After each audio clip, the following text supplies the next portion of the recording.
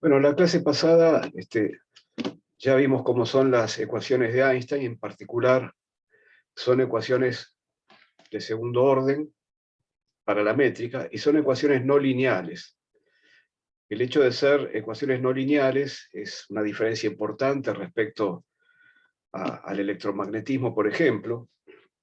Nos impide tener una solución general de la ecuación homogénea o cosas por el estilo.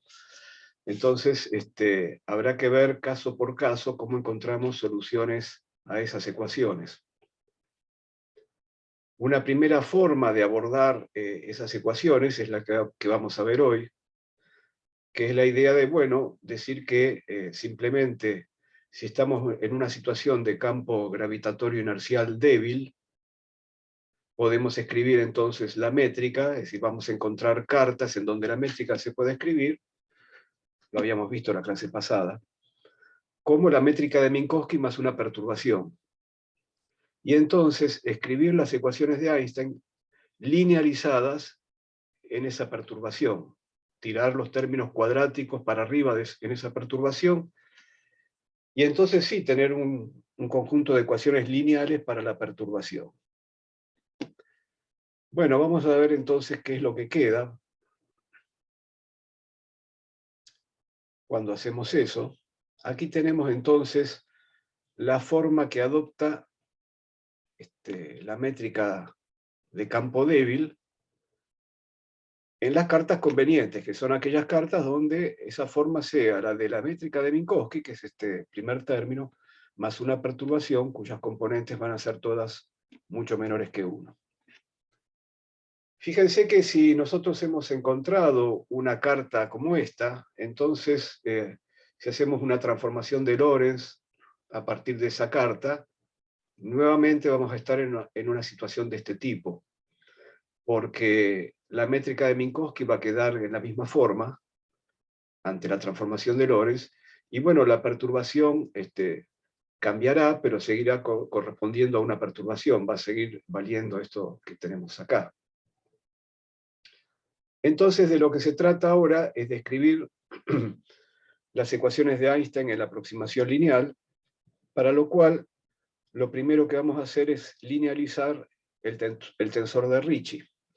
El tensor de Ricci, recuerden que sale de tomar una traza, esta traza que está acá, en el tensor de Riemann, y bueno, cuando uno linealiza el resultado, lo que queda es esto. Recuerden que el tensor de Riemann tenía términos que iban con derivadas segundas en la métrica, una vez que la conexión se reemplazaba por la conexión de Levi-Civita, y términos que eran cuadráticos en la conexión de Levi-Civita, por lo tanto tenían derivadas de la métrica al cuadrado. Bueno, en esos términos van a quedar derivadas de la perturbación al cuadrado, esos directamente no aparecen, y los que quedan son los que tenían derivadas segundas, que son los que están acá. Esta métrica de Minkowski que vemos es la que tuvimos que utilizar para subir el primer índice arriba, porque estoy en realidad partiendo de una expresión que vimos hace un par de clases, donde el Riemann se escribía con todos los índices abajo, y teníamos 4 primeros términos con derivadas segundas de la métrica, que ahora quedaron las derivadas segundas de la perturbación, porque el primer término en la métrica es constante. Y para subir entonces este índice primero y hacer la traza, me valgo simplemente de la métrica de Minkowski. Desprecio la perturbación porque si no tendría ahí términos cuadráticos en la perturbación que no vamos a utilizar. En general, entonces, siempre que subamos o bajemos índices a términos que están construidos con la perturbación H, bueno, utilizaremos directamente la métrica de Minkowski para eso. Bueno, en la clase pasada hablamos de que debía haber una libertad de gauge en las ecuaciones de Einstein, y que eso provenía del hecho de que las ecuaciones de Einstein no eran independientes entre sí, sino que estaban ligadas por una identidad que proviene de las identidades de Bianchi, que es lo que llamamos la conservación automática del tensor de Einstein. La conservación automática es esto que está acá, y bueno, nos dice que las ecuaciones no son independientes y que por lo tanto no vamos a determinar las 10 componentes del tensor métrico con estas 10 ecuaciones de Einstein. Y eso está muy bien porque las ecuaciones de Einstein tienen que ser ecuaciones para la geometría y no para la elección de la carta. Por lo tanto, una vez determinada la geometría, esa misma geometría se podrá expresar en distintas cartas con distintas componentes del tensor métrico. Y de eso se trata la libertad de gauge en las ecuaciones de Einstein. Comentamos que eso tenía que ver con el segundo teorema de Noether. El primer teorema es el teorema que todos conocemos de la relación entre las simetrías globales o rígidas de la acción y la conservación de ciertas magnitudes en la evolución del sistema. Como decía la clase pasada, por ejemplo, si tenemos un sistema aislado de partículas, bueno, una simetría global es la de trasladar todas las partículas en una misma cantidad. Eso no cambia las distancias entre las partículas. No lo dije la clase pasada, aunque estaba escrito, pero esto es lo verdaderamente importante de ese primer teorema, que esa traslación es independiente de t. En general tiene que ser independiente de las variables de integración en la acción, que en el caso de la mecánica es solamente el tiempo. Y bueno, el primer teorema de Noether habla de eso. La traslación tiene que ser independiente de t, porque si fuera dependiente de t, estaríamos modificando las velocidades de las partículas y alterando la energía cinética. En cambio, haciendo una traslación independiente de t, una traslación dada, llevando todo el sistema de unas ciertas posiciones a otras que están en relación con las primeras trasladadas en una misma cantidad, bueno, eso mantiene las distancias entre las partículas y por lo tanto mantiene la energía potencial del sistema, y es una invariancia del lagrangiano, y tiene como consecuencia la conservación de las tres componentes de la cantidad de movimiento total del sistema. Pero el segundo teorema de Noether habla de las simetrías de gauge, que son simetrías locales, en el sentido que puedo hacer cambios en las variables dinámicas de la acción que sean distintas para distintos t y para distintas posiciones, si se trata de un campo. Si se trata de un campo, las variables de integración en la acción son el tiempo y x y z, son las coordenadas de los eventos. Y bueno, en ese caso, cuando las acciones tienen ese tipo de invariancia de gauge, que es lo que ocurre, por ejemplo, en el electromagnetismo, si cambiamos el potencial viejo a este potencial nuevo, entonces el tensor de campo no cambia, y como la acción se construye con el tensor de campo, entonces aquí tenemos una invariancia local, porque este término se construye con una xi, que es una función arbitraria de las coordenadas de los eventos, así que esto es una transformación local, es distinta en cada evento, y eso conduce a la conservación automática, en este caso de la teoría de Maxwell, a la conservación automática de las ecuaciones de Maxwell, que son estas que están acá, porque efectivamente el término que está a la izquierda, que es el término que describe las propiedades del tensor de campo, tiene esta propiedad, por ser un término que empieza con una derivada exterior, entonces la derivada exterior de este término es automáticamente cero, no importa qué valor tenga f, y eso es una conservación automática en el electromagnetismo que está ligada a la existencia, es decir, el hecho de que las ecuaciones de Maxwell, las ecuaciones dinámicas de Maxwell, no sean independientes, sino que estén relacionadas por esta relación, tiene que ver con la existencia de esta invariancia de gauge, tiene que ver con el hecho de que esta invariancia de gauge significa que hay variaciones de las variables dinámicas del potencial en la acción que son inocuas para la acción, y entonces no generan dinámica. Bueno, del mismo modo, en el caso de la relatividad general, hay cambios en la acción que podemos hacer, que son los cambios de carta, que no generan nueva geometría, simplemente expresan la misma geometría en otra carta, con otras componentes de los tensores que describen esa geometría. Bueno, entonces, de eso hemos hablado, y eso tiene que aparecer acá. ¿De qué manera? Tiene que aparecer si con esto vamos a construir las ecuaciones de Einstein, porque recuerden que las construimos con el tensor de Ricci, con su traza, que es el escalar de curvatura, tiene que haber acá una invariancia de Gauge también de este personaje. Y la invariancia de Gauge de este personaje es la invariancia del Ricci ante este cambio de la perturbación. Si yo hago esta modificación de la perturbación, fíjense que esto tiene mucho que ver con el caso electromagnético. ¿Qué le pasa acá a cada componente del potencial electromagnético? Cambia por el agregado de la derivada de una función xi. A sub i cambia por... ¿A dónde pasa? Pasa a sub i más sigma, i. Xi, i, quiero decir. Xi, i, donde xi es esta función. Bueno, en el caso de la relatividad general tenemos un índice más. Nuestro personaje tiene dos índices. ¿Y cómo cambia? ¿Cuál es la transformación de Gauge? La transformación que deja invariante al Ricci en este caso, y no al tensor de campo F. La transformación, bueno, habiendo dos índices, es agregarle al h y j la suma de las derivadas, no de una función psi, sino de las componentes de un vector psi sub i.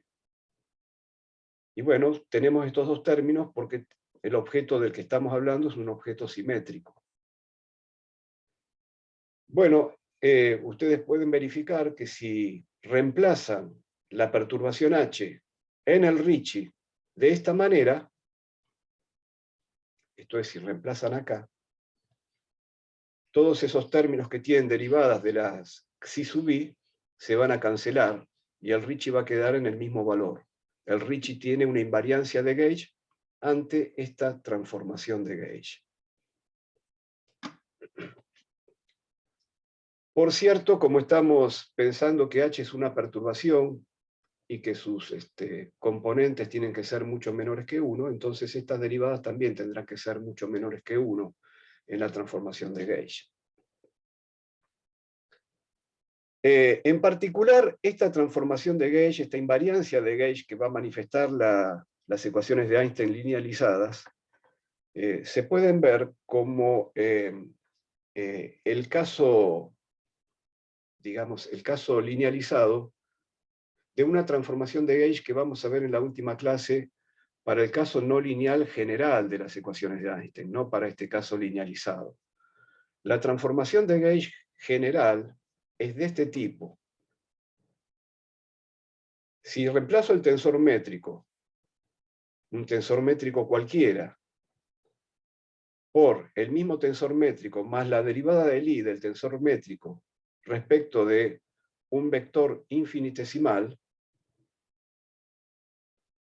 bueno, cuando linealice esta expresión, y la teoría general va a tener una invariancia ante este cambio, si linealizo esta expresión, vengo a parar acá. Efectivamente, ¿cuánto vale la derivada del i del tensor métrico? Bueno, es un nuevo tensor cuyas componentes i, j se calculan de esta manera. Esto es por definición de la derivada del i. Ahora bien, si voy al caso lineal que vamos a estudiar hoy, entonces el tensor métrico tiene la forma eta más h,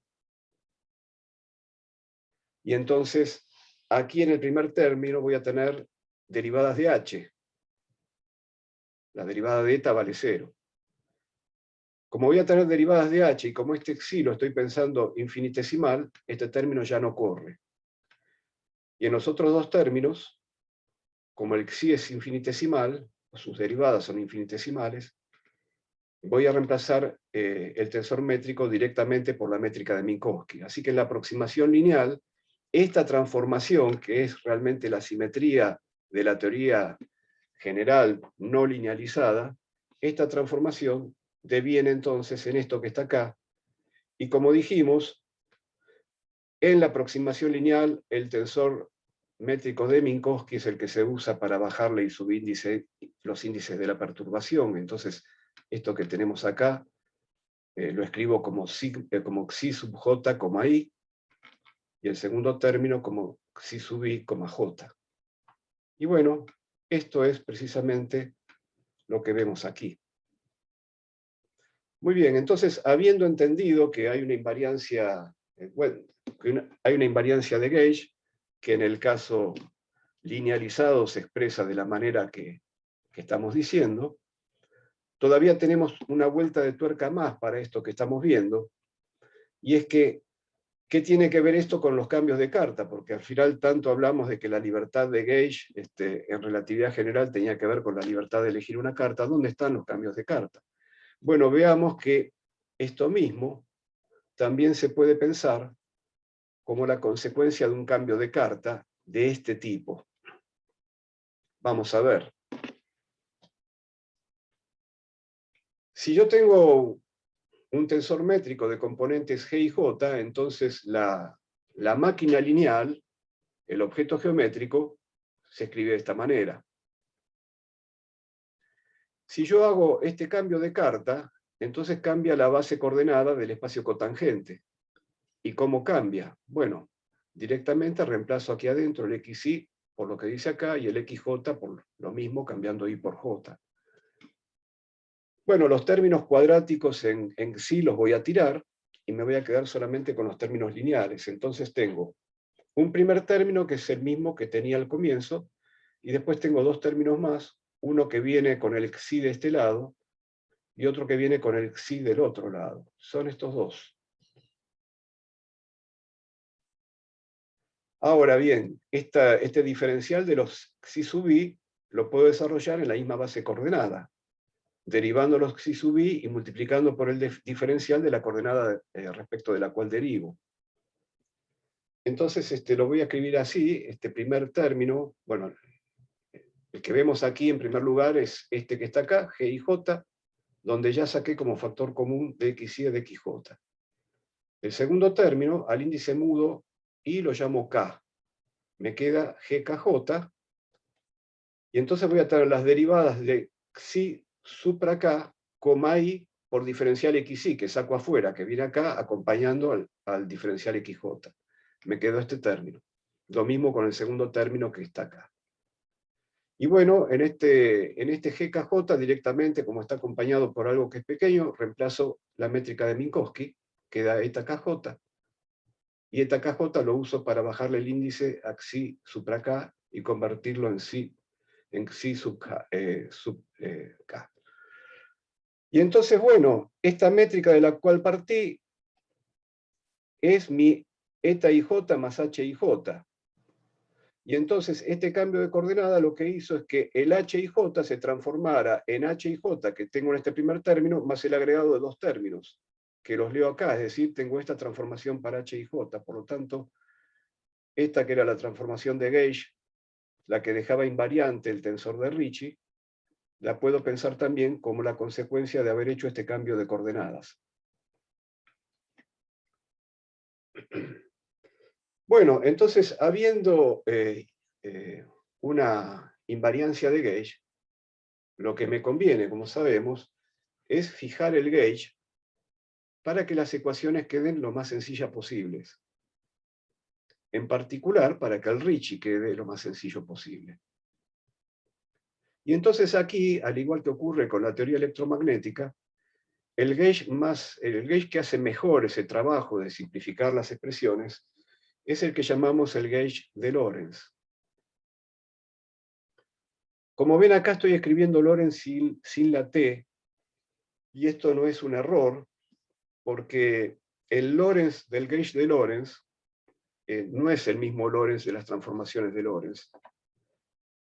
El Lorentz de las transformaciones de Lorentz fue un físico muy importante. El Lorentz sin la T es menos importante, pero a él se debe realmente esta elección de gauge, que tan útil resulta.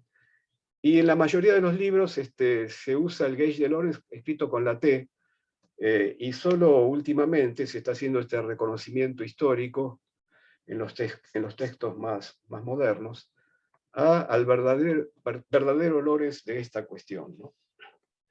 Así que por eso lo vamos a escribir así, para hacer esa reparación histórica. Entonces, bueno, lo que vamos a hacer ahora es explotar la libertad de gauge que tienen las ecuaciones de Einstein para fijar el gauge de la manera que nos deja el Ricci linealizado en este caso, lo más sencillo posible. Estas transformaciones de gauge tienen 4 generadores, las 4 componentes de este vector. A diferencia de la transformación de gauge del electromagnetismo que tenía un único generador Xi. Entonces, como tenemos 4 generadores, podremos hacer 4 elecciones de gauge. Es decir, el gauge de Lorentz en realidad son 4 condiciones que vamos a imponer. Y las vamos a imponer de esta manera. Enseguida vamos a ver que esta es la forma de simplificar al máximo la expresión para el Ricci. Aquí, como ven ustedes, tienen términos, índices que son mudos, que están sumados, el L y el K, y un índice que queda libre, J, y por lo tanto, como J puede valer 0, 1, 2 o 3, tenemos acá 4 ecuaciones, una para cada valor de J. Como hemos dicho, siempre que veamos la métrica de Minkowski acompañando la perturbación, bueno, directamente vamos a decir que esta métrica la usaremos para subir índices o bajar índices, según sea el caso, de la perturbación. Porque el error que cometemos es de orden h², que es lo que estamos tirando en la aproximación lineal. Y entonces esto que está acá también lo podemos escribir diciendo que esta eta está subiendo el índice K y convirtiéndolo en L, y vemos esto que está acá. Entonces, fíjense que aquí tenemos una suerte de cuadridivergencia minkowskiana, porque esto es una derivada común, no una derivada covariante, consistentemente con la aproximación que estamos haciendo. Entonces, que la cuadridivergencia para cada uno de los valores J, esta cuadridivergencia se anula, no se anula, se anularía, digamos, en el gauge de Lorentz usual del electromagnetismo, pero en este caso, por la forma que tiene el Ricci, en lugar de hacerla nula, nos va a convenir dejarla así.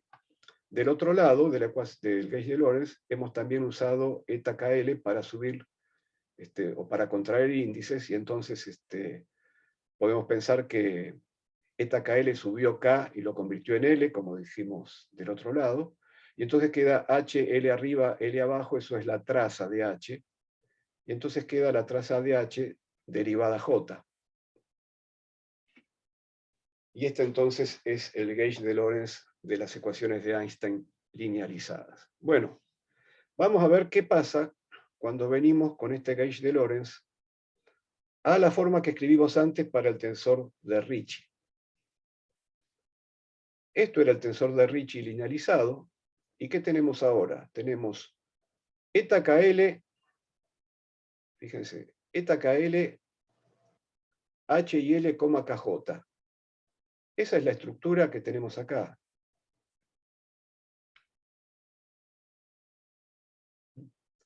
Mejor dicho, a ver, bueno, tenemos, los nombres son distintos, naturalmente. El índice libre que era JK, acá quedó como I. Como H simétrico, bueno, H y L es lo mismo que HLI, así que da lo mismo que J esté en segundo lugar o en primer lugar. Y después tenemos una derivada K que está contraída con uno de los índices de eta. Igual que acá, que teníamos una derivada L contraída con uno de los índices de eta. Hay una derivada más también, por supuesto. Entonces, combinando esta eta KL con este segundo término y aplicando el gauge de Lorentz, voy a reemplazar por esto que está acá, o por esto que está acá, que es lo mismo. Pero recuerden que el índice que nos había quedado libre era I, entonces tengo que reemplazar por un medio de H, I. Pero además tengo una segunda derivada, la derivada J en este término. Entonces me quedó un medio de H, J, I, o de H, I, J, es lo mismo. Son derivadas parciales comunes. Entonces, entre estos dos términos, vía el gauge de Lorentz, armé esta cantidad. Entre estos dos términos pasa exactamente lo mismo. Podríamos haber empezado por acá porque los índices estaban colocados exactamente como los teníamos acá. Y entonces me armo esta cantidad. Y tengo dos veces lo mismo, entonces finalmente acá tengo H, JI entre estos dos. Ahora vamos con el 1 medio de KL, vengamos acá. ¿Y qué pasa? El eta KL sube el índice K, lo convierte en L, y acá tengo entonces la traza de H, coma I, J. Entonces, aparte del 1 medio que tengo acá afuera, tenía dos términos que me hicieron 1 medio de H, JI. Otros dos términos que me hicieron 1 medio de H, JI. Y con un menos, también tengo, insisto, dejando el 1 medio afuera, tengo, entrando con este eta KL acá, tengo un menos H, JI. Quiere decir que estos tres términos se cancelan. Lo único que queda en el gauge de Lorentz para el tensor de Ricci es el tercer término. ¿Qué dice el tercer término? Dice la contracción de eta KL con H y J, KL. Pero si yo contraigo las derivadas segundas con el tensor de Minkowski, formo el D'Alembertiano del espacio-tiempo de Minkowski. Entonces, ese último término, que es todo lo que queda, me dice que el Ricci vale en este gauge menos 1 medio del D'Alembertiano de H y J. Bueno, esto es muy interesante porque finalmente lo que voy a terminar teniendo de esta manera es una suerte de ecuación de onda. En el electromagnetismo pasa lo mismo, salvo que no tengo que linealizar antes porque la teoría ya es lineal, y salvo que aquí tengo un índice más. Bueno, entonces reemplazo esta forma del RIJ en el tensor de Einstein. Nuevamente, como RIJ es lineal con H, aquí para G y J voy a usar directamente la métrica de Minkowski. El tensor de Einstein queda escrito de esta manera, donde para construir el escalar de curvatura le tomé la traza al Ricci, le tomé la traza con la métrica de Minkowski. La métrica de Minkowski puede entrar dentro del D'Alembertiano porque es constante y entonces termina tomándole la traza a la perturbación. Por eso aquí quedó la traza de la perturbación. Bueno, como se ve en este resultado para el tensor de Einstein, es conveniente redefinir la perturbación y trabajar en lugar de con H y J, trabajar con una perturbación que llamaría H barra y J, definida como H y J menos 1 medio de eta y J por H. Porque entonces, de esa manera, el tensor de Einstein va a quedar escrito como menos 1 medio del D'Alembertiano de este nuevo personaje, y listo. Así. Notemos que con esta redefinición, la traza del nuevo personaje sería lo siguiente. La traza de H barra sería la traza de H menos 1 medio la traza de eta por H. La traza de eta vale 4, vale la dimensión del espacio-tiempo, porque para hacer la traza tengo que subir un índice. Al subir un índice convierto a la métrica en la identidad, y la traza de la identidad es igual a las dimensiones del espacio-tiempo, a 4. Entonces me queda H menos 4 sobre 2, que es 2, por H. Me queda menos H. La traza del nuevo personaje es menos la traza del viejo personaje.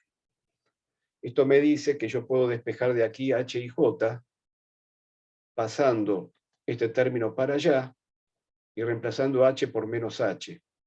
Entonces el término este pasa sumando, pero como reemplacé H por menos H, queda esto. Quiere decir que estas dos expresiones se ven de la misma manera. Bueno, entonces en el gauge de Lorentz, el tensor de Einstein queda de esta manera, y el propio gauge de Lorentz, usando este personaje nuevo, H barra, queda más sencillo. Porque esto que está acá, o esto, precisamente si yo paso, si yo, digamos, reemplazo este H que está acá por el que acabamos de obtener, Bueno, simplemente el gauge de Lorentz queda como una traza de la perturbación igualada a cero. Queda en la forma más familiar que usamos en el electromagnetismo. Así que tanto las ecuaciones como el propio gauge de Lorentz quedan en una forma más familiar. Todo esto entonces lo reemplazamos ahora en las ecuaciones de Einstein, donde el tensor de Einstein se debe igualar con 8πg sobre c cuarta t y j. Entonces con este menos un medio, me va a quedar que el d'Alembertiano de la perturbación es menos 16πg sobre c a la cuarta t y j. Y queremos resolver estas ecuaciones donde el propio t y j se tiene que pensar como pequeño, porque naturalmente para obtener una perturbación como resultado de resolver estas ecuaciones, la propia fuente tiene que ser de naturaleza pequeña. Entonces, bueno, en primer lugar vamos a buscar la solución que correspondería al campo estático débil. Estamos ya en la aproximación de campo débil, pero un campo estático además en el gauge de Lorentz. Esto sería el resultado para el tensor métrico para la situación que corresponde a los campos gravitatorios de la teoría newtoniana. Campo gravitatorio estático débil, bueno, ¿qué métrica le corresponde en el gauge de Lorentz? Esto es, ¿qué métrica le corresponde en la elección de la carta que corresponde al gauge de Lorentz? Entonces, bueno, para tener un campo estático tenemos que tener una fuente estática, tenemos que tener materia en reposo. Y bueno, además ese tensor de energía-momento que va a actuar como fuente no solo tiene que corresponder a materia en reposo, sino a materia no relativista, en el sentido de que vamos a despreciar la presión frente a la densidad de energía en reposo ρ. Bueno, esto es lo mismo que vimos la clase pasada para descubrir quién era la constante K en las ecuaciones de Einstein y obtener ese 8πg sobre c a la cuarta. Entonces reemplazamos esta forma del tensor de energía-momento en las ecuaciones que acabamos de ver. Recordamos que como esto es una energía en reposo, va a ser la densidad de masa por c cuadrado.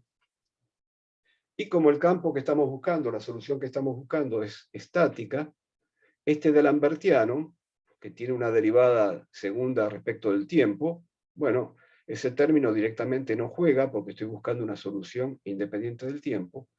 Entonces me quedo con la parte espacial del d'Alembertiano, que si la asignatura es como la usamos nosotros, esa parte espacial me queda menos el laplaciano. Entonces este menos se va con este menos, y tengo que el laplaciano de h y j tiene que ser igual a 16πg sobre c a la cuarta diagonal ρ 000. En particular, el laplaciano de h00 tiene que ser 16πg sobre c a la cuarta por ρ de densidad de masa por c cuadrado. C cuadrado se va con el c cuadrado que es dentro de c a la cuarta. Y entonces lo que me queda es la ecuación del potencial gravitatorio newtoniano. Me queda que H00, entonces, H00 barra, no el H00 sin barra, tiene que ser 4 veces el potencial gravitatorio newtoniano sobre c al cuadrado. Porque ya sabemos que ese potencial cumple la ecuación de que su laplaciano es igual a 4πg por densidad de masa. Y con respecto al resto, bueno, el resto como está igualado a cero, directamente utilizo entonces la solución cero. Lo cual implica también elegir condiciones de contorno en el infinito, porque claro, cuando tenemos que resolver la ecuación de Laplace o de Poisson, siempre hay supuestas condiciones de contorno en el infinito. Bueno, entonces así quedó H barra y J, pero a nosotros nos interesa recuperar la verdadera perturbación de la métrica, que es H y J. Y entonces la recuperamos con esto. Primero calculamos la traza de H, Bueno, pero si H es diagonal y tiene esto, bueno, cuando suba un índice para calcular la traza, el único índice que me interesa es el primer índice, el índice 0. En la asignatura que usamos nosotros no va a haber ningún cambio de signo, entonces el H 0 arriba, 0 abajo va a quedar igual a 4π sobre c cuadrado, y eso es directamente entonces la traza de H, lo que vamos a reemplazar acá.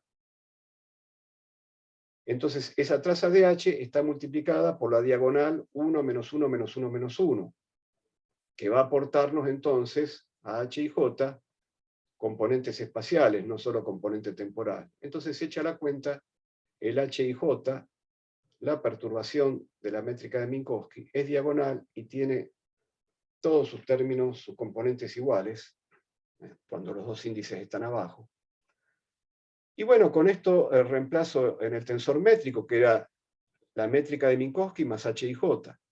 Y entonces la métrica queda de esta manera, o el intervalo queda de esta manera. Aquí vemos entonces en G00 cómo aparece el potencial newtoniano, como esperábamos que apareciera. Pero además, por haber elegido el gauge que elegimos, queda también definida la parte espacial de esta manera, en forma diagonal, y entrando el potencial gravitatorio newtoniano de esta otra forma. En particular, la métrica no solo, en particular, esta métrica que es diagonal, tiene, por cierto, igual a 0 su parte, su bloque espacial temporal. Lo digo porque hace unas clases yo dije que siempre que íbamos a poder elegir anular el bloque espacial temporal, y aquí vemos entonces, en esa clase donde estábamos viendo qué le pasaba a la partícula libremente gravitante en una métrica de campo débil, ¿no? Y entonces yo directamente puse G0 alfa igual a 0. Bueno, aquí tenemos la métrica de campo débil en una carta apropiada, una carta donde se satisface el gauge de Lorentz, y vemos que G0 alfa efectivamente es 0. Bueno, así que esto es el campo estático en el gauge de Lorentz, campo estático para campo gravitatorio inercial débil. Esta es la métrica que le corresponde. Ahora vamos a ver otra cuestión, una cuestión que no sea estática, donde tampoco va a haber fuentes, así que voy a tomar la solución sin fuentes de esta ecuación. Es una ecuación de ondas, y va a dar lugar entonces a ondas que llamaremos ondas gravitatorias. Esto es, en ausencia de fuentes, si por alguna razón se perturba la geometría del espacio-tiempo, una geometría plana, la geometría de Minkowski se perturba de alguna manera, que más adelante veremos de qué manera se perturba, se puede perturbar la geometría. Bueno, una vez establecida una perturbación en alguna región del espacio-tiempo, esa perturbación se va a propagar en vacío, en ausencia de fuentes, obedeciendo una ecuación de ondas. Bueno, todos sabemos resolver la ecuación de ondas, sabemos que en particular tenemos las ondas planas, y si conocemos las ondas planas, como esta ecuación es lineal, cualquier solución se puede desarrollar en una combinación de ondas planas y todo eso, así que bastará reconocer acá la forma que tiene la onda plana, que le corresponde a una onda gravitatoria, en particular una onda plana propagándose en alguna dirección específica, y ya con eso podemos fabricar una solución general dentro de este marco linealizado, ¿no? Y siempre resolviendo la ecuación de ondas junto con el gauge de Lorentz, porque hasta aquí llegamos con el gauge de Lorentz. Entonces, lo que esta ecuación me está diciendo es que las perturbaciones se propagan en vacío, las perturbaciones de la geometría se propagan en vacío a la velocidad de la luz, porque la velocidad de propagación de una onda está escrita en el propio operador diferencial, que es el de Lambertiano. Aquí el término temporal viene con 1 sobre c cuadrado, derivada segunda respecto de t dos veces, así que el 1 sobre c cuadrado me está diciendo que la velocidad de propagación es c. Bueno, entonces vamos a proponer como solución una onda monocromática plana, que se propaga en la dirección de un vector K. Un vector de onda, un cuadrivector de onda K. Como sabemos, este vector va a tener que ser nulo para que se cumpla la ecuación de ondas. Va a tener que estar sobre el cono de luz. Yo digo vector, aunque acá están escritas, por supuesto, las componentes de la 1 forma K. Pero ya sabemos que teniendo métrica hay una asociación entre unas formas y vectores que resulta de subir y bajar índices, por eso digo en general vector K y punto, ¿no? Bueno, entonces voy a proponer como solución una onda plana que se propaga en una dirección que me queda establecida por este vector de onda, este cuadrivector de onda K, y con una cierta amplitud.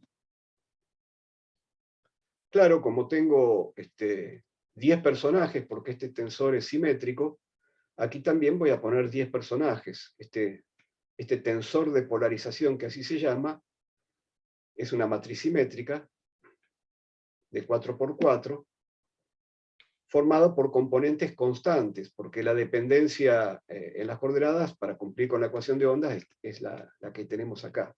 Estos son constantes que juegan el papel de amplitudes.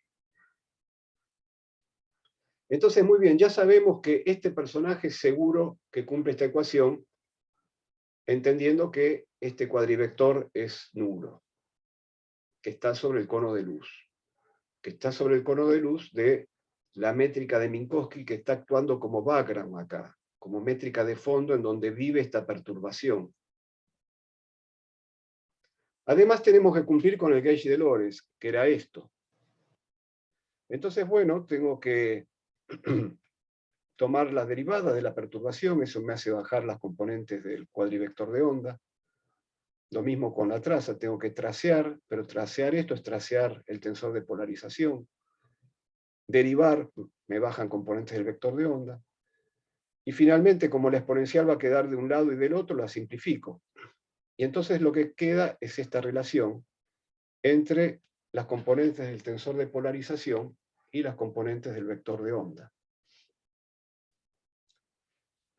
Una cosa importante para reconocer acá es que, tal como sucede en el electromagnetismo, el gauge de Lorentz no fija completamente el gauge.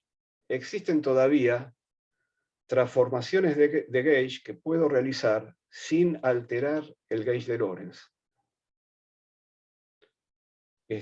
Como vamos a ver enseguida, valiéndome del mismo esquema de las transformaciones de gauge que dejan invariante el tensor de Ricci,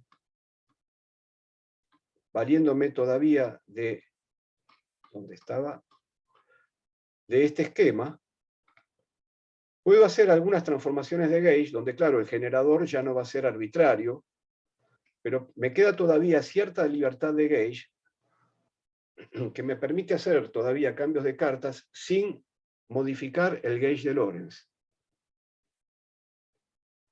Entonces, vamos a ver que eso me va a permitir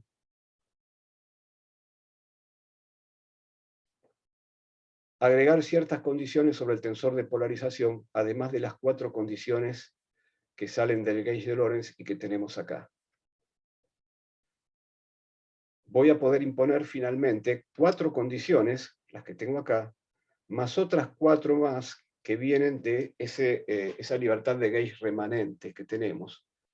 Y en total vamos a imponerle al tensor de polarización, a sus 10 componentes, 8 condiciones, lo cual va a dejar nada más que 2 componentes libres e independientes, digamos, ¿no? 2 componentes independientes, el resto van a quedar fijadas por la fijación de gauge. Y entonces finalmente vamos a poder decir que la onda gravitatoria tiene 2 grados de libertad genuinos. La libertad de gauge se comió 8 componentes que van a quedar dependiendo de esos 2 únicos grados de libertad genuinos. Vamos a hacer ahora entonces el intervalo hasta las 4 y luego vamos a ver eso. Bueno, entonces queremos ver cuál es la libertad de gauge remanente que queda cuando ya estamos trabajando en el gauge de Lorentz. Entonces, Toda transformación de gauge tiene esta forma. Pero queremos dejar el gauge de Lorentz, que es esto igualado a 0, queremos que esta cantidad, que vale 0 en nuestro caso, no cambie. Es decir, queremos ver cuáles son aquellas transformaciones de gauge que dejan sin cambio esta cantidad. Entonces, en principio, si la transformación de gauge fuera general, esta cantidad, por cierto, va a cambiar. ¿Cómo va a cambiar? Y bueno, a la cantidad que ya tenemos, por hacer este cambio en H, por agregarle estos términos, le van a aparecer nuevos términos. Entonces, a la cantidad que ya tenemos y que en el gauge de Lorentz vale 0, le van a aparecer estos dos términos. Este que está acá, que sería el que aparece dentro de esta primera expresión, menos un medio, esto que está acá, que es precisamente simplemente mirar aquí en la transformación de Lorentz general cómo cambia la traza, y bueno, cambia de esta manera, y todavía la tenemos que derivar respecto de XJ, y bueno, aquí está la derivada J. Muy bien. Ahora, fíjense que en esta transformación de gauge general, para esta expresión particular, que es la que entra en el gauge de Lorentz, hay cosas que se cancelan.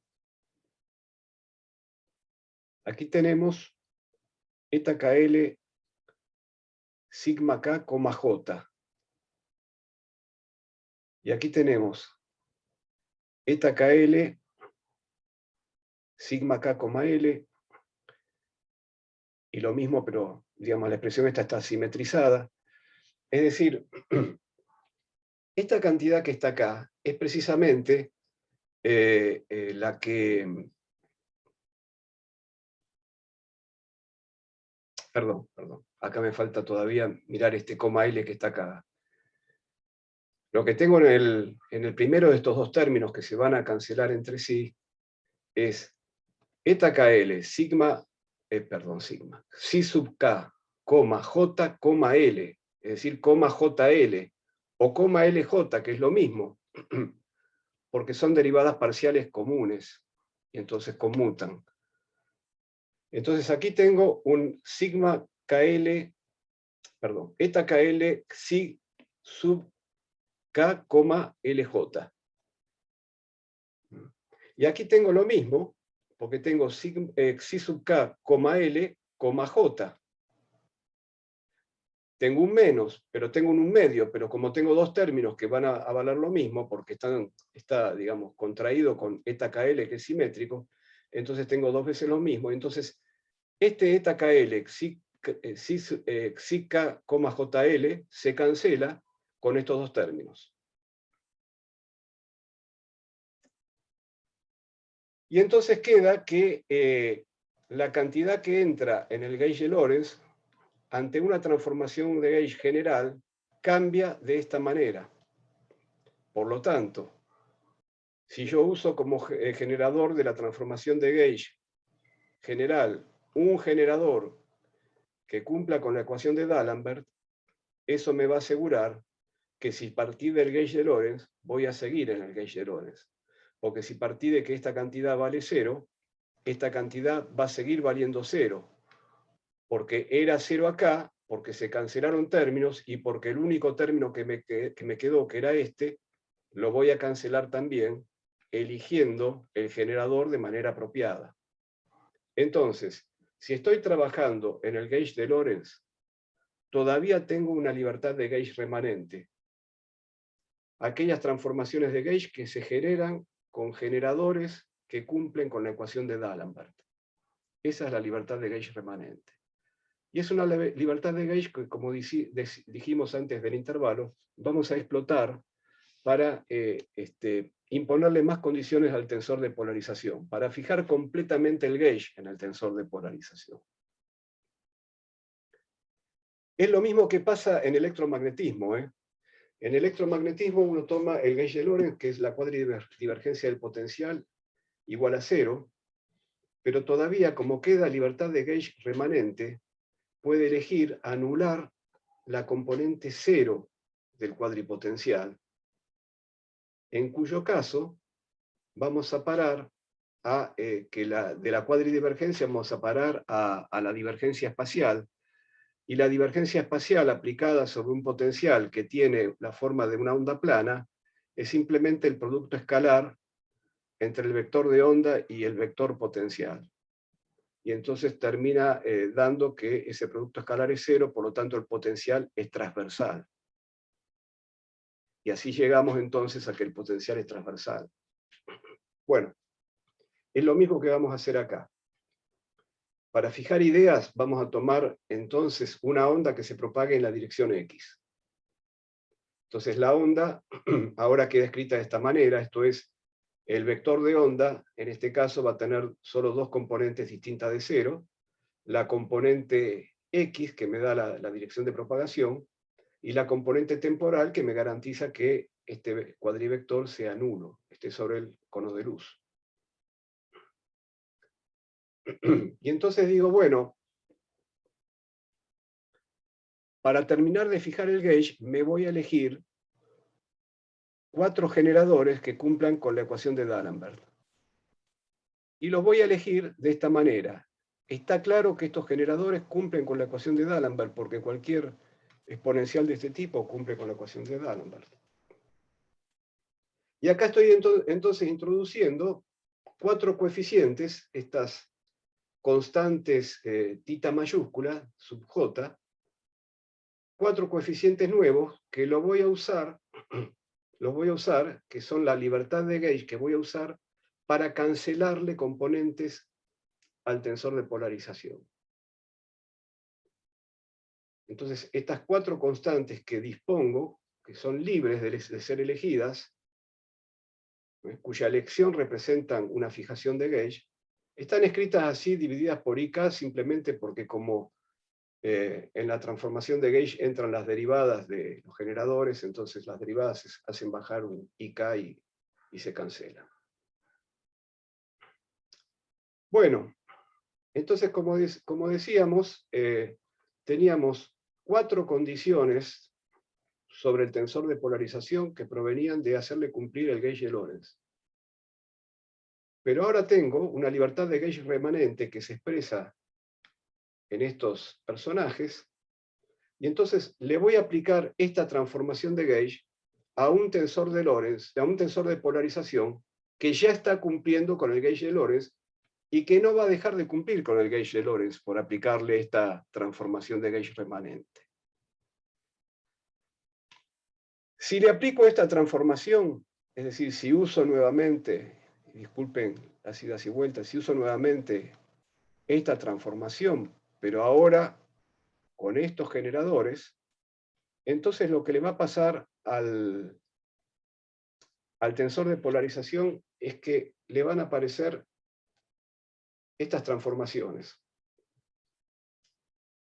Esto es, hemos elegido el generador a propósito para afectar con esta nueva transformación de gauge, esta libertad de gauge remanente, para afectar la parte temporal del tensor de polarización.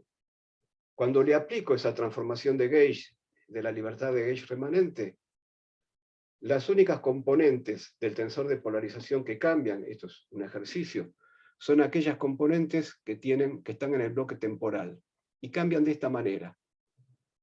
Entonces fíjense, como estos personajes tita mayúscula los puedo elegir libremente, en la primera ecuación puedo elegirlos para anular el H00 nuevo. Simplemente elijo tita 0 igual a menos un medio el H00 viejo, y ya el H00 nuevo se anuló. Una vez que elegí tita 0, vengo a la segunda ecuación y elijo tita 1 para anular el H10 nuevo. Una vez que hice eso, vengo acá, elijo el tita 2 para anular el H20 nuevo, elijo el tita 3 para anular el H30 nuevo. Es decir, automáticamente, la libertad de gauge remanente, la libertad de gauge remanente del gauge de Lorentz, la puedo explotar para anular la parte temporal del tensor de polarización, así como en el electromagnetismo la exploto para anular la componente temporal del cuadrivector potencial. Entonces, ¿qué pasa? Vuelvo al gauge de Lorentz, pero sabiendo ahora que en este gauge de Lorentz ya la parte temporal del tensor de polarización no corre. Entonces, como estas son 4 ecuaciones, una para cada valor de J, voy a tomar, para empezar, J igual a 0. Bueno, J igual a 0, automáticamente este primer término se anula porque implica la parte temporal del tensor de polarización. En realidad yo anulé aquí la parte temporal que corresponde al segundo índice, pero recuerden que el tensor de polarización es simétrico. Así que si se anuló H10, también se anuló H01, ¿no? Bueno. Entonces, vengo acá. Bueno, para el caso acá, el J igual a 0 está en el segundo lugar, así que es lo que teníamos. Entonces, cuando elija J igual a 0, este término ya no corre. Me queda solamente el segundo término, con K0 acá, que es distinto de 0. Entonces, para que se cumpla la ecuación, como K0 es distinto de 0, la traza del tensor de polarización va a tener que anularse. Es decir, para hacer cumplir ahora el gauge de Lorentz, habiendo explotado la libertad de gauge remanente, la ecuación con J igual a 0 deviene en esta ecuación y por lo tanto la traza del tensor de polarización debe anularse. Ahora voy a los casos donde J es espacial, 1, 2 o 3. Entonces, bueno, aquí me queda J igual a 1, por ejemplo. Estoy haciendo... Bueno, ya entonces la traza no está, ya la traza no está. Entonces, el gauge de Lorentz, que es esta ecuación, son estos dos términos igualados a 0, pero cuando analicé el gauge de Lorentz para J igual a 0 ya concluí que la traza no está. Así que ahora me queda solamente KL contraído con HLJ igual a 0.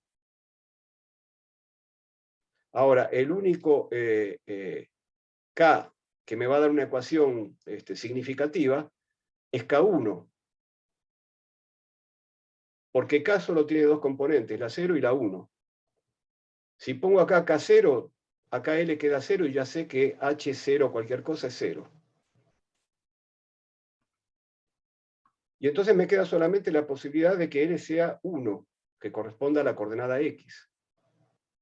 Y entonces me queda que para J igual a alfa, cualquiera sea alfa en realidad, 1, 2 o 3, H1 alfa tiene que ser 0, porque me quedó esta ecuación. En definitiva, en este gauge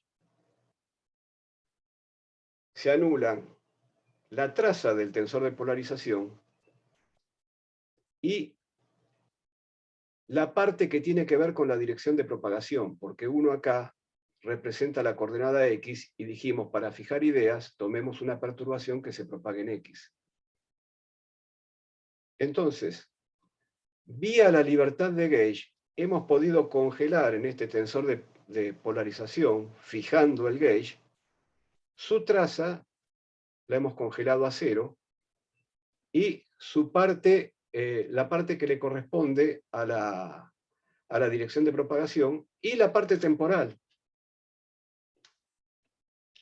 Quiere decir que de este personaje solo quedó la parte transversal a la dirección de propagación, el bloque IZ, pero en ese bloque IZ, porque todo lo demás se anuló, o porque tiene componente 0, porque tiene componente 1, bueno.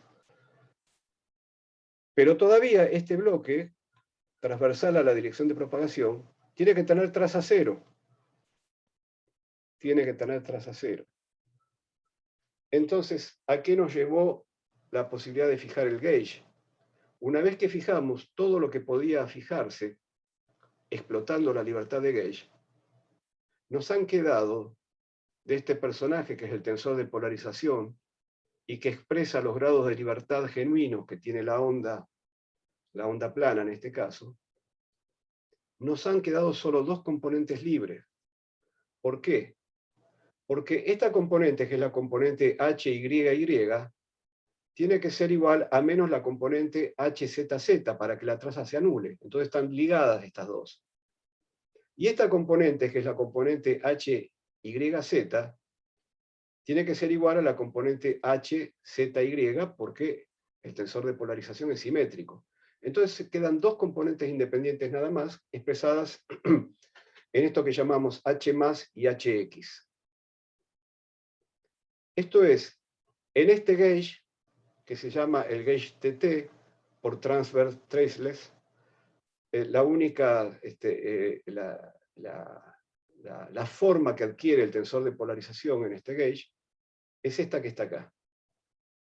Es H más multiplicado por esta matriz más HX multiplicado por esta matriz. Y estos dos términos que son independientes, porque H más y HX pueden tener cualquier valor, cualquiera sea el valor de H más y HX, se cumple la ecuación de onda y se cumplen las ecuaciones del gauge que hemos fijado. Estas dos cantidades, H más y HX, que en realidad no son más y X, sino que el dibujito tiene que ver con los ejes de los estados de polarización que vamos a ver enseguida, expresan los dos grados de polarización independientes que tienen las ondas gravitatorias, que como vemos tienen también, al igual que el electromagnetismo, dos estados de polarización independientes. Pero tienen un carácter diferente, como vamos a ver, a los estados de polarización del electromagnetismo. Es el mismo número 2, pero un carácter un poco diferente. Entre estos dos estados de polarización, que los expresan estas dos matrices, porque las H más y HX son las amplitudes, entre estos dos estados de polarización hay una rotación de 45 grados. Efectivamente pasamos de uno al otro mediante una rotación de 45 grados, que bueno, seno y coseno de 45 es 1 sobre raíz de 2, así que por eso tienen esta forma las matrices. Bueno, antes de ir a reconocer cómo son los estados de polarización, más allá de que ya los tenemos escrito acá, pero qué significa esto en términos de cuando pasa una onda gravitatoria por algún lugar del espacio-tiempo, de un background minkowskiano pasa una onda gravitatoria, una forma de saber qué pasa cuando pasa la onda gravitatoria es poner partículas de prueba en el background y ver qué les pasa cuando pasa la onda gravitatoria. Bueno, entonces partículas de prueba son partículas libremente gravitantes. ¿Cómo gravitan libremente las partículas en la geometría de esta onda gravitatoria? Bueno, sorprendentemente, en la carta que expresa el gauge TT, si yo pongo partículas en posiciones fijas de esa carta, esas partículas van a cumplir la ecuación de la geodésica. A pesar de que está pasando la onda gravitatoria, en la geometría de esa onda gravitatoria, y en la carta donde vale el gauge TT, las partículas fijas a la carta cumplen la ecuación de la geodésica. Es sorprendente, uno diría, porque bueno, si pasa la onda gravitatoria, la partícula se tendría que mover, entre comillas. Bueno, primero vamos a ver que la ecuación de la geodésica se cumple, y después vamos a interpretar qué es lo que está pasando. Cuál es el hecho físico que ocurre, porque quedar fija una carta no es un hecho físico. Digamos, el hecho físico se expresa en la medición de distancias o de tiempos. Primero, una partícula fija en una posición cualquiera de esta carta tendría la siguiente cuadrivelocidad, C000. ¿Por qué? Porque las componentes espaciales de la cuadrivelocidad son las derivadas de las coordenadas respecto del tiempo propio, pero si las coordenadas están fijas no varían. Y porque por otro lado la norma de la cuadrivelocidad tiene que dar C. Y la norma la calculamos con el tensor de Minkowski, pero ¿está bien? Bueno, entonces queda así. Pero bueno, así que esto que está acá representa una partícula fija en la carta en cuestión. o dicho mejor todavía, en realidad sí, no hace falta decir que la norma la fijo con Minkowski. La primera componente sería la derivada de x0 respecto de tau. X0 que es c por t. Pero el diferencial tau, ¿cómo lo calculo? Lo calculo con el tensor métrico, con el intervalo. El diferencial tau es igual al intervalo dividido c. ¿Por qué? Porque las coordenadas espaciales están fijas, entonces directamente, es igual al intervalo dividido c, y el intervalo es igual a G00 por diferencial t, etc., ¿no? Pero está bien, ahí entra entonces la aproximación de que la métrica de Minkowski, que G00 vale 1. Bueno, no importa, de una manera o de otra, esta cuadrivelocidad corresponde a una partícula de coordenadas espaciales fijas y con el valor de la coordenada temporal que necesitamos para normalizar la cuadrivelocidad. Pero queremos ver que se resuelve la ecuación de la geodésica, eso es lo importante acá. Entonces veamos, reemplazo esta cuadrivelocidad en la ecuación de la geodésica. Esta cuadrivelocidad es constante, sus componentes son constantes, por lo tanto el primer término ya no juega. Y del segundo término, como la cuadrivelocidad solo tiene componente 0, me queda solamente gamma i 00 por c cuadrado. Entonces, para que se cumpla esta ecuación, gamma i 00 debería ser 0. Entonces calculemos gamma i 00.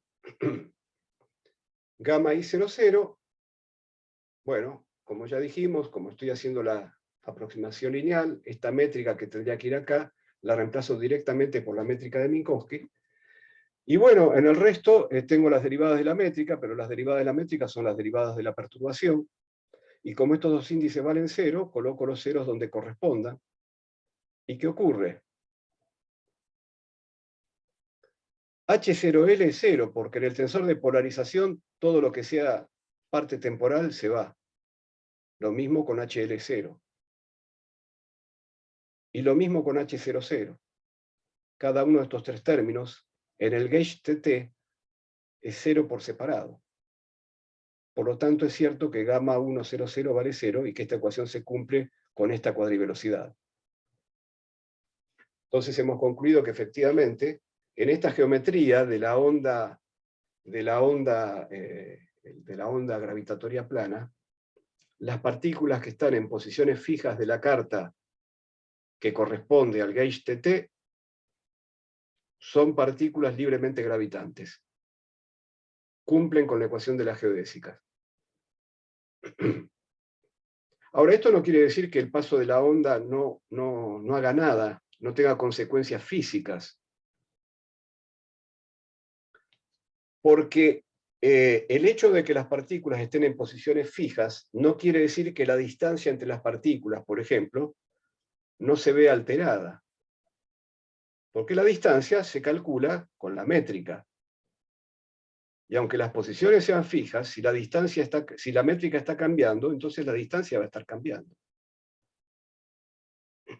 Entonces estas partículas que están en reposo, entre comillas, están en reposo a una distancia que está variando. Efectivamente, para ver eso, podemos hacer lo siguiente. Así como teníamos acá, la cuadrivelocidad, diciendo que las coordenadas eran fijas, voy a usar dos partículas que tienen esa cuadrivelocidad, pero que están una en el origen de coordenadas. Estas son las coordenadas de la partícula, no las componentes de la cuadrivelocidad.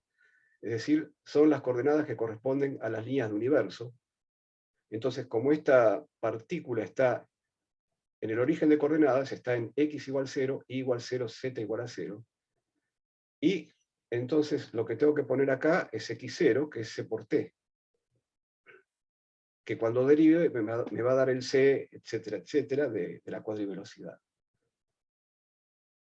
La otra partícula la voy a poner en x igual a 0, z igual a 0, pero en i igual a epsilon. La cuadrivelocidad va a tener parte espacial 0, 0, 0, porque epsilon es constante. Y bueno, tenemos acá la parte temporal de esta línea del universo. Entonces tengo acá dos partículas que están separadas en un épsilon, en la dirección y, que lo voy a suponer infinitesimal. Entonces voy a tomar entre estas dos líneas de universo el intervalo entre dos puntos simultáneos en la carta que estoy utilizando. Es decir, dos puntos de estas líneas de universo que están a igual t. Por lo tanto, diferencial t es igual a 0. Están separados espacialmente y la distancia la voy a medir con el intervalo. Es decir, la voy a medir con la métrica. Entonces, el intervalo entre dos puntos tomados simultáneamente me están midiendo la distancia. Esto es como lo que está dentro del radicando de la raíz me va a quedar negativo. Tengo que tomar el valor absoluto, porque va a ser la parte espacial, y en la asignatura que estamos usando, esa parte espacial da negativa. Y entonces, bueno, de esta suma, lo único que sobrevive es el término correspondiente a diferencial y, porque diferencial t vale 0, diferencial x vale 0, diferencial z vale 0. Diferencial y vale épsilon. Es la separación entre las dos partículas. Entonces, como solo queda el diferencial y, acá me queda un épsilon al cuadrado multiplicando a G22. Saco el épsilon cuadrado fuera de la raíz, sale como épsilon y me queda el valor absoluto de G22. G22, como estoy en la aproximación lineal, es el eta 22, que vale menos 1, más la perturbación, que es H22. Y entonces le tomo el valor absoluto a esto, entendiendo que como H22 es pequeño, el valor absoluto de esto es 1 menos H22. Y al tomarle la raíz a 1 más una cantidad pequeña, me queda 1 menos un medio de H22. Esta es la distancia entre dos partículas separadas sobre el eje Y, es decir, separados en una dirección perpendicular a la dirección de propagación, que es la dirección X.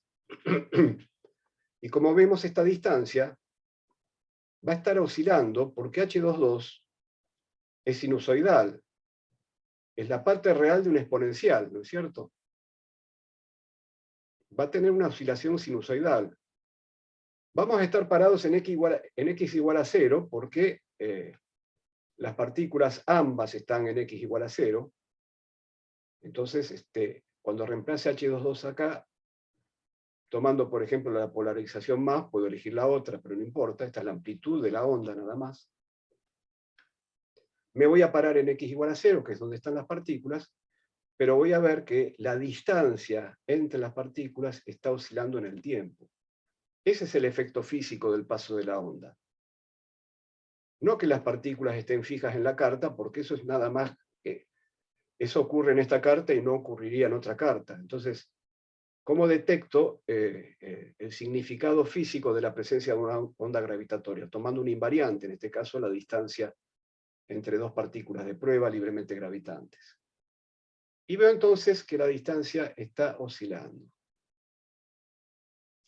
Ahora, bueno, para ver el tema de cómo son los estados de polarización, podría hacer el mismo procedimiento, pero con dos partículas separadas también en una dirección perpendicular a la dirección X de propagación, pero tomarlas, por ejemplo, en la dirección Z, separadas en Z. También separadas en la misma cantidad épsilon, que es la separación coordenada. Si yo repito todo el procedimiento, como la separación va a ser en Z, aquí va a quedar el valor absoluto de G33. Va a quedar 1 menos un medio de H33. Pero H33, por la anulación de la traza, tiene que ser igual a menos H22. Entonces, este menos, para el caso de la separación en Z, se me convierte en más. Veo también una oscilación para las partículas que estén separadas en Z, pero es una oscilación que está a contrafase, por este cambio de signo, de la oscilación de las partículas que están separadas en I. Entonces, para estudiar el tipo de onda gravitatoria que corresponde a la polarización más, yo podría construirme un círculo de partículas en el plano IZ, todas ellas distando en épsilon del origen. Un círculo de partículas de prueba en el plano IZ. Y la onda está propagándose en la dirección X y está viniendo hacia nosotros. En t igual a 0, entonces x vale 0. Ya dijimos que nos paramos en el plano x igual a 0. En t igual a 0, entonces el seno da 0, y la separación es épsilon, tanto en i como en z, y para cualquier otra, ¿no? Entonces, en t igual a 0 tenemos esto. A medida que el tiempo transcurre, entonces va ocurriendo lo que vamos viendo acá. Va entonces creciendo la distancia entre partículas de prueba en la dirección I, pero al mismo tiempo, por oscilar en contrafase, va disminuyendo la distancia en Z, hasta llegar a un máximo para la distancia en I y un mínimo para la distancia en Z, que estará en relación con la amplitud, h+, de la onda. A partir de ese máximo mínimo, la oscilación continúa, y entonces ahora las partículas que están separadas en I empiezan a disminuir su distancia, las que están separadas en Z empiezan a aumentar, se vuelve a formar el círculo, y finalmente sigue esa tendencia hasta que el círculo se deforma en el sentido opuesto. Y entonces de círculos pasamos a elipses, y de elipses a círculos, con elipses que se van orientando alternativamente con su eje mayor en I o en Z. Este es el caso de la polarización más, y como la polarización X difiere de la polarización más en una rotación a 45 grados, entonces la polarización X va a ser así. Va a ser esta segunda columna. Bueno, estos son los dos estados de polarización independientes de la onda gravitatoria plana. Una característica que tienen es la de ser simétricos ante rotaciones de 180 grados. Cualquiera de estas figuras que ustedes ven acá dibujadas y las intermedias correspondientes serían invariantes ante rotaciones de 180 grados. En cambio, en la polarización lineal de las ondas planas electromagnéticas, la invariancia del estado de polarización es una invariancia ante rotaciones de 360 grados, porque el estado de polarización está dado por el vector campo eléctrico, y bueno, hay que hacer una rotación de 360 grados para volver al mismo estado del vector. Si ustedes estudiaron las representaciones del grupo de rotaciones, la invariancia entre rotaciones de 180 grados corresponden a la representación que se llama de spin 2, y la invariancia ante rotaciones de 360 grados corresponde a la representación de spin 1. Hay también representación de spin 1 medio y de otros spines. La de spin 1 medio tiene invariancia ante rotaciones de 720 grados, porque ante rotación de 360 grados el espinor cambia de signo. Entonces, bueno, esto quiere decir que cuando se cuantifique la teoría electromagnética cuantificada va a corresponder a una partícula, el fotón, que va a ser una partícula de spin 1, y en el caso gravitatorio debería corresponder a una partícula de spin 2, en ambos casos sin masa. Bueno, eso tiene que ver con las teorías cuánticas que estarían asociadas a estas ondas, y debido simplemente a la relación entre las distintas representaciones del grupo de rotación y estos objetos. El hecho de que en el caso electromagnético tenemos un objeto vectorial, y en el caso gravitatorio tenemos un objeto tensorial, lleva a esta tensorial simétrico, lleva a estas situaciones. Bueno, finalmente, sí. Cuando dibujaste ahí los círculos y las elipses, o los círculos deformados, estás representando en realidad las distancias, no estás diciendo que Sí, esas sean sí, coordenadas Z e Y de las partículas. Esas exactamente. Sí, estoy representando la quedan distancia. fijas. Sí, sí, sí. Sí, en realidad sí, sí, es un poco confuso el hecho de que uno mantiene acá la indicación de los ejes, como si estuviera pintando las posiciones Y, Z de las partículas de prueba.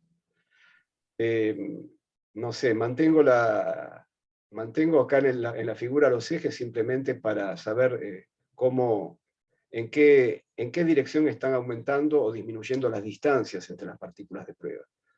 Pero no estoy representando las coordenadas de las partículas de prueba, porque las coordenadas de las partículas de prueba son fijas en esta carta, en este gauge. ¿Está bien? De acuerdo, sí. Bueno. Bueno, entonces, como último tema, que es un tema de mucha actualidad, ¿cómo se puede detectar una onda gravitatoria? ¿Cómo se puede detectar el paso de una onda gravitatoria por nuestro planeta, por ejemplo?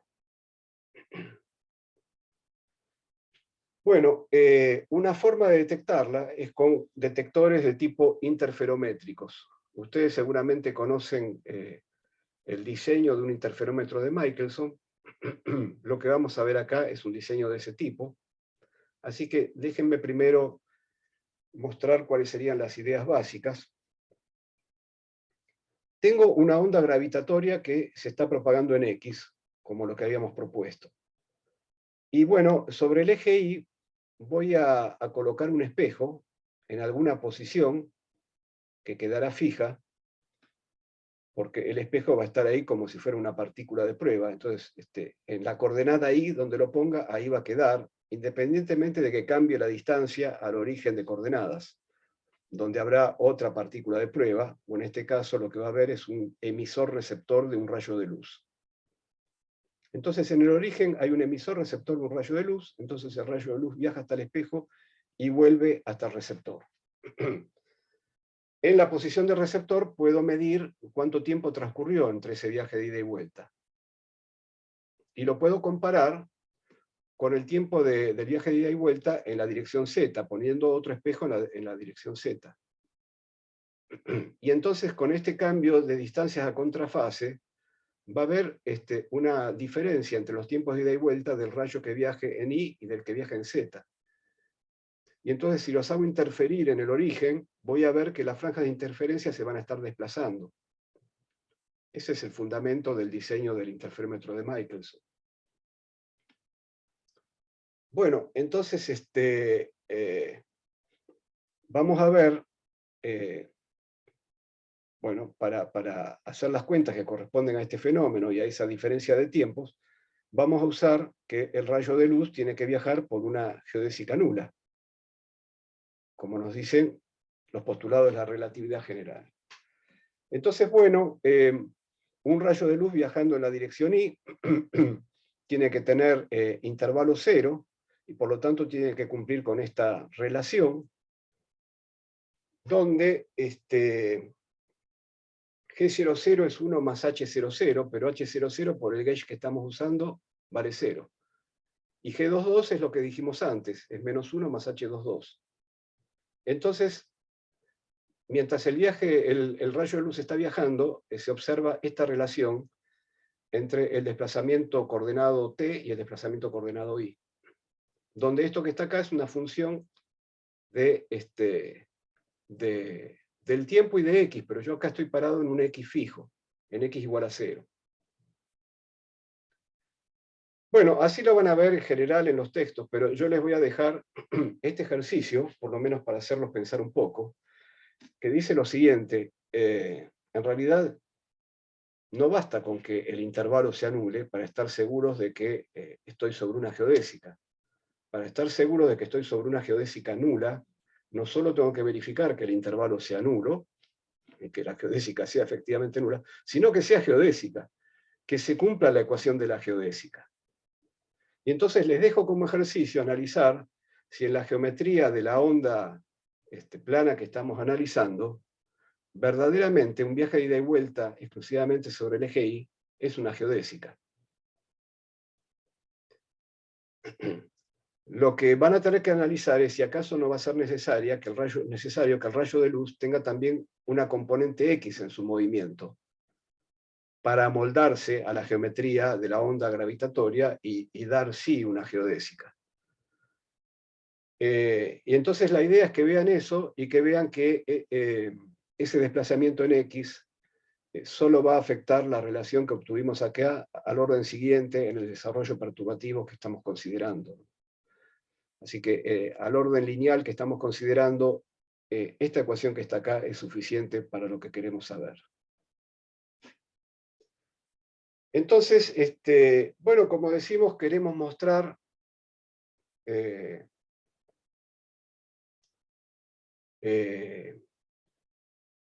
bueno, ¿qué sucede acá con los tiempos de viaje?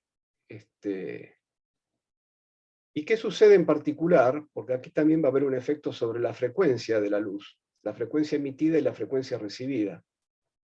En realidad, de eso se trata en este arreglo experimental. Así que, entonces, vamos a ver, primero vamos a integrar esta relación. Para integrar esta relación, ya hemos dicho que X lo hemos fijado en 0. Entonces aquí H más queda como una función del tiempo. Como es una función del tiempo, la tenemos que pasar al primer miembro para integrarla con el diferencial T. Del otro lado queda el diferencial I. Este más menos viene de que en el viaje de ida I está creciendo, el diferencial I es positivo, y en el viaje de vuelta I está decreciendo. Entonces para cada tramo tengo que tomar el signo que corresponda, ¿no? Pero bueno, esta función que tengo que integrar,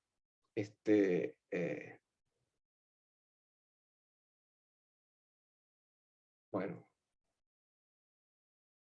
digamos, lo que voy a tener es una integración para el tramo de ida que me va a dar una variación de la coordenada I igual a L, porque L es la posición Y del espejo. Y una integración en el tramo de vuelta que me va a dar también para la integral en I una variación L. Entonces, entre la ida y la vuelta tengo un 2L, y acá tengo la integral en el tiempo de ida y vuelta. Bien. Ahora, si yo quiero hablar de la frecuencia, este tiempo de ida y vuelta que tengo acá no tiene que ver con la frecuencia. Para hablar de la frecuencia, lo que voy a hacer es considerar dos pulsos sucesivos, o dos crestas de una onda sinusoidal luminosa sucesiva. Acá tengo la onda sinusoidal, que es la onda gravitatoria, pero sobre esa geometría estoy propagando luz. Tengo además una onda luminosa que tendrá su frecuencia. Hay una frecuencia que es la de la onda sinusoidal gravitatoria, y otra frecuencia que es la del rayo de luz. Entonces, yo puedo considerar del rayo de luz dos crestas sucesivas para evaluar el período o la frecuencia de ese rayo de luz, o bien considerar que estoy emitiendo una sucesión de pulsos luminosos, y que los pulsos los emito con una diferencia de tiempo T grande, T mayúscula, que va a corresponder al período de emisión. Entonces, puede ocurrir, y es lo que va a ocurrir, que por el paso de la onda gravitatoria, cuando esos pulsos reboten en el espejo y vuelvan al emisor, vuelvan con una diferencia de tiempos distinta. Esto es, que la frecuencia o período de recepción, el período de recepción T', sea diferente al período de emisión. Y eso sería una forma de detectar el paso de la onda gravitatoria. Entonces, para estudiar ese cambio de frecuencia debido al paso de la onda gravitatoria, lo que se hace es un experimento donde se mandan pulsos en la dirección Y y en la dirección Z. Y entonces, por el efecto de la onda gravitatoria, de esa variación a contrafase, va a ser distinta la forma en que varíe el período o la frecuencia de la luz por su viaje en Y que por su viaje en Z. Y entonces, cuando esos dos rayos regresen al al emisor e interfieran entre sí y formen franjas, por el paso de la onda gravitatoria, esas franjas van a estar cambiando de lugar, porque los periodos T' para el viaje en Y y para el viaje en Z van a estar cambiando a contrafase y va a producir una oscilación en la franja de interferencia. Y esa es la forma en que se va a detectar el paso de la onda gravitatoria. Entonces, aquí tengo el viaje del primer pulso a lo largo del eje Y, y para el segundo pulso, ¿qué voy a hacer? Voy a tener la misma expresión, porque el segundo pulso también va a ir y volver una distancia L, pero ¿qué ocurre? El segundo pulso no va a partir en t igual a 0, sino que va a partir un tiempo después, un tiempo igual al periodo de emisión. Y va a regresar no en el tiempo de viaje de ida y vuelta, en el instante t de ida y vuelta en que regresó el primer pulso, sino en un instante posterior, claro. Pero ese instante posterior va a ser un instante, un tiempo t' más el viaje de ida y vuelta. En principio no es t acá lo que va, porque no sabemos cómo cambió por el efecto del paso de la onda gravitatoria, cómo cambió el periodo, si hay diferencia entre el periodo de emisión y el periodo de recepción. Eso es justamente lo que queremos examinar acá. Tenemos entonces estas dos integrales, por ahora solo para el viaje en la dirección Y. Son los dos pulsos, primero y segundo pulso, viajando en la dirección Y. Si yo resto estas dos integrales, como el segundo miembro son iguales, me da 0 en el segundo miembro. Y en el primer miembro estoy restando dos integrales que tienen el mismo integrando, pero tienen distintos intervalos de integración. Tengo una integral que se hace entre el tiempo t y un tiempo t de ida y vuelta más t'. Y la primera integral que se hacía entre el instante t igual 0 y el instante t igual tiempo de ida y vuelta. Al restar estas dos integrales, como el integrando es el mismo, la parte que está entre t y t de ida y vuelta, entre t grande y t de ida y vuelta, se cancelan en la resta. Y entonces, lo que me queda igual a 0 es la integral que va en este intervalo y este otro intervalo. Es decir, para dar 0, esas dos integrales tienen que ser iguales. La integral que va de 0 al periodo t y de el tiempo de viaje de ida y vuelta, que está acá, al tiempo de viaje de ida y vuelta más t'. Esas dos integrales tienen que ser iguales. ¿Qué es lo que pretendo obtener de acá? La relación entre t' y t.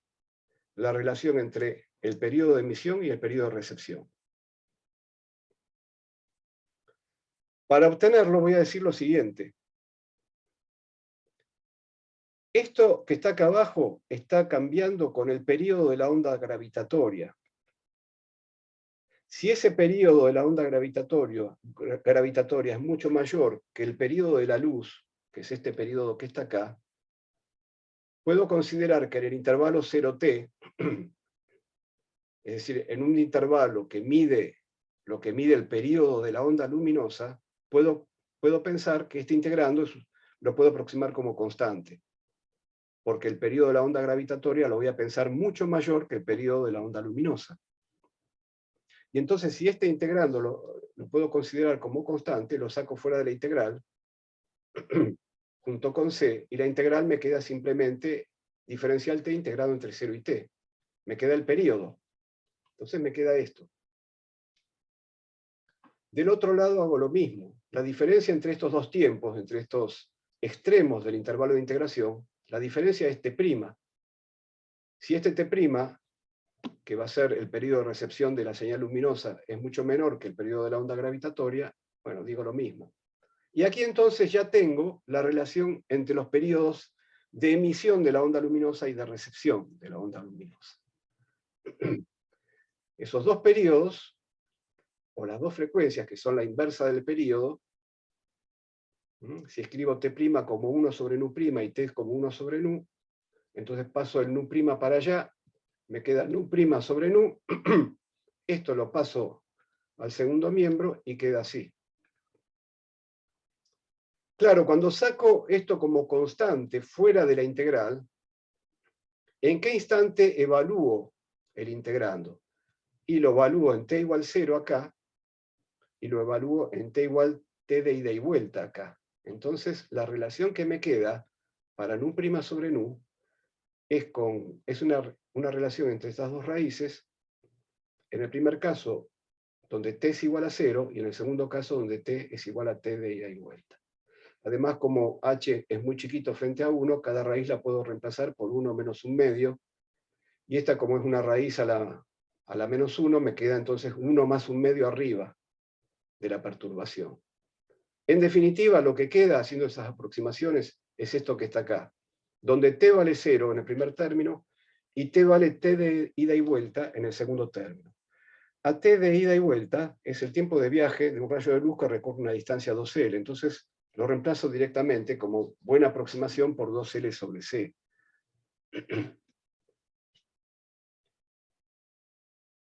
Y entonces este resultado, que es, como ven, efectivamente el paso de la onda gravitatoria afecta la frecuencia de recepción, que es distinta a la frecuencia de emisión, y este término que está acá está midiendo esa diferencia.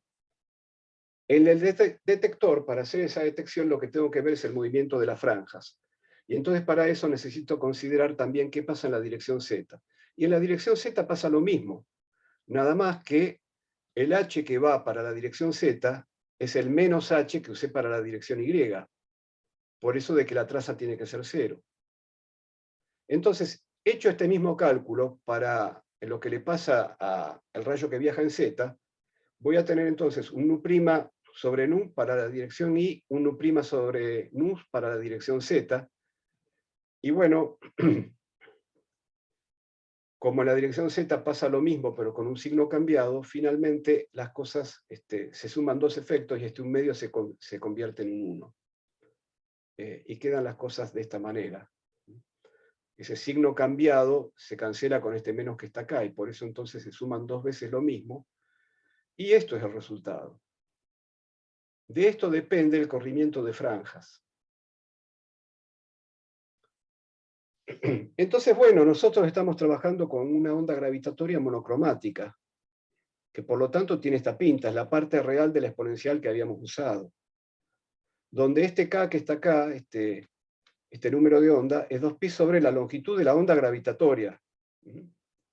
Por cierto, que es distinta de la longitud de la onda luminosa que entró acá en el interferómetro. Bueno, entonces las cosas quedan de esta manera, este es el resultado. Por supuesto, cuando uno tiene un interferómetro, uno no sabe en qué dirección va a pasar la onda gravitatoria. Uno tiene un interferómetro en Y y en Z, pero la onda gravitatoria puede pasar en X o en cualquier otra dirección. Así que este es el resultado básico, pero en realidad si uno lo estudia para una onda que pase en cualquier dirección, este resultado va a estar un poco alterado, va a contener un coeficiente que dependa de esa dirección. Pero a nosotros nos alcanza con saber este resultado básico para entender cómo se puede detectar una onda gravitatoria en un observatorio de tipo interferométrico. Esos observatorios existen, están en funcionamiento hoy en día, es el observatorio LIGO, que viene de Laser Interferometric Gravitational Wave Observatory, y el observatorio Virgo, que no recuerdo el significado de las siglas, pero bueno, una parte evidentemente significa lo mismo. El LIGO en realidad no es un observatorio, sino que son dos interferómetros ubicados en dos lugares distintos de Estados Unidos, uno en el sur, en la región de Luisiana, y el otro en el noroeste, en el estado de Washington. Y bueno, estos interferómetros, y Virgo está ubicado en Italia,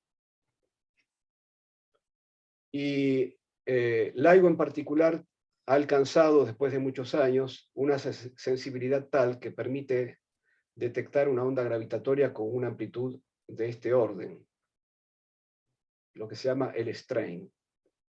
Y trabaja en una banda de entre 100 Hz y 1 kHz. La banda de trabajo, es decir, estas son las frecuencias de la onda gravitatoria que puede llegar a detectar, en esta banda trabaja. Y la banda de trabajo, qué longitudes de onda de la onda gravitatoria se puede detectar, depende de la longitud de los brazos del interferómetro. cuando hablamos de una banda de este tipo, estamos hablando de un rango de longitudes de onda gravitatorias de entre cientos y miles de kilómetros. ¿Esto qué quiere decir? ¿Que los brazos de los interferómetros tienen cientos y miles de kilómetros? Bueno, en realidad, los brazos del LIGO tienen 4 kilómetros, pero el rayo de luz, el láser, que va entre el emisor receptor y el espejo, los espejos, va y viene muchas veces, y entonces el interferómetro alcanza una longitud efectiva de 1200 kilómetros. Y esta banda de trabajo es la banda adecuada para detectar ondas gravitatorias que provengan, claro, no dijimos todavía cómo se puede producir una onda gravitatoria. Eso es un tema que veremos más adelante, ya como tema para quienes estén haciendo la materia para doctorado. Pero bueno, ustedes saben cómo se produce una onda electromagnética. Acelerando una carga, por ejemplo, se produce una onda electromagnética, ¿no? Bueno, acá de lo que se trata es de acelerar una masa, entonces. Y bueno, si dos agujeros negros se acercan entre sí, empiezan a orbitar uno alrededor del otro, o ambos en realidad alrededor del centro de masa común, y se empiezan a acercar y empiezan a emitir ondas gravitatorias en esa aceleración que sufren, hasta que al final se acercan, se acercan cada vez más porque pierden energía por emisión de ondas gravitatorias, hasta que al final se unen para formar un solo agujero negro. Eso es la coalescencia de agujeros negros. Y bueno, para agujeros negros de masas estelares o para estrellas de neutrones, que harían el mismo efecto, se sabe que las longitudes de onda que se pueden esperar son de cientos a miles de kilómetros, ¿sí? Y entonces este detector LIGO y el Virgo también es apto para detectar ese tipo de eventos en el universo. Por cierto, si los eventos están muy, muy lejanos, bueno, la amplitud de la onda se va a debilitar mucho con la distancia, cuando la onda finalmente nos alcance, porque obviamente la onda no es plana, la onda la vemos como plana porque la estamos viendo desde muy lejos, pero fue emitida desde un lugar, entonces, bueno, va decayendo con la distancia. Entonces, bueno, pueden detectar con esta sensibilidad este tipo de coalescencia de agujeros negros hasta una cierta distancia, ¿no? Y bueno, la construcción del LIGO empezó ya hace muchos años. Creo que alrededor del 2000 se inauguró un primer interferómetro que se sabía que no tenía sensibilidad suficiente, pero sirvió como para prueba para ir mejorando y haciendo las cosas cada vez más, con la sensibilidad más adecuada, hasta que se llegó finalmente a tener la sensibilidad que se quería tener, con ampliaciones sucesivas de todos estos mecanismos que están involucrados. Más abajo les voy a dejar alguna información para que ustedes puedan ir viendo por internet. Y finalmente en 2015 se iba a inaugurar la versión del LIGO que se suponía que iba a detectar ondas gravitatorias.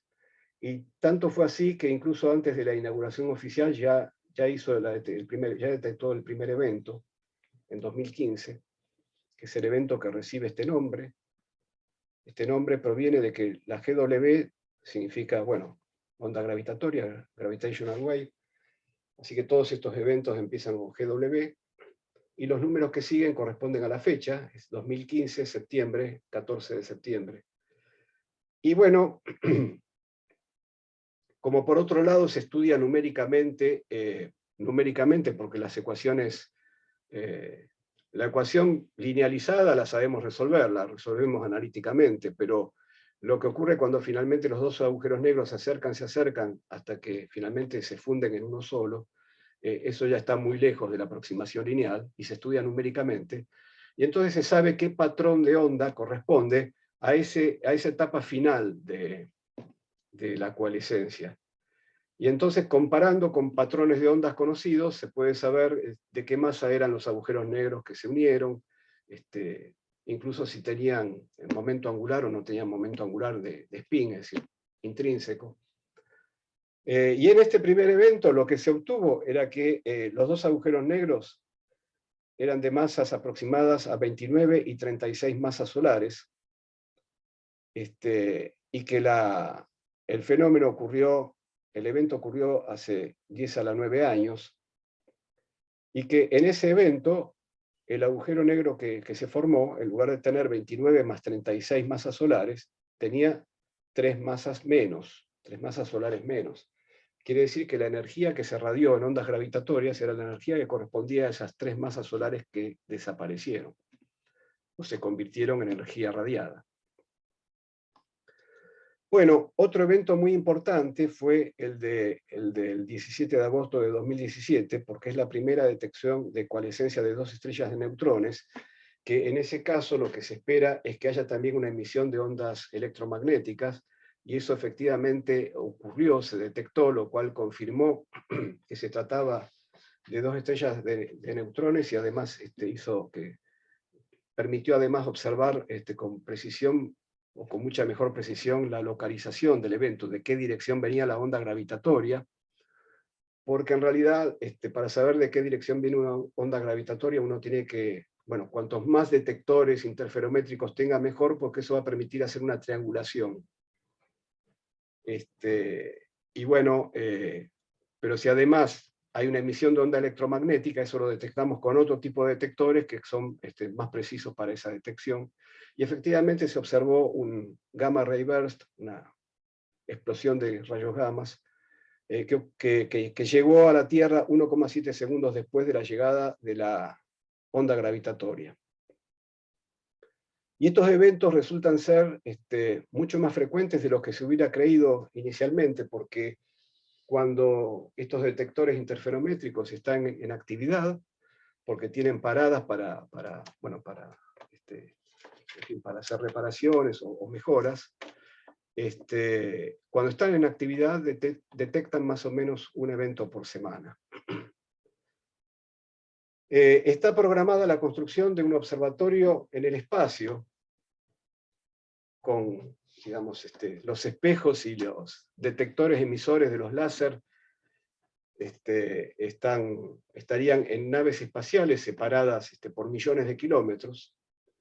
Y bueno, para esas dimensiones de los brazos del interferómetro, se estaría trabajando entonces en otro tipo de banda de frecuencias, que correspondería a una banda de 10 a la menos 2 Hz, y que permitiría entonces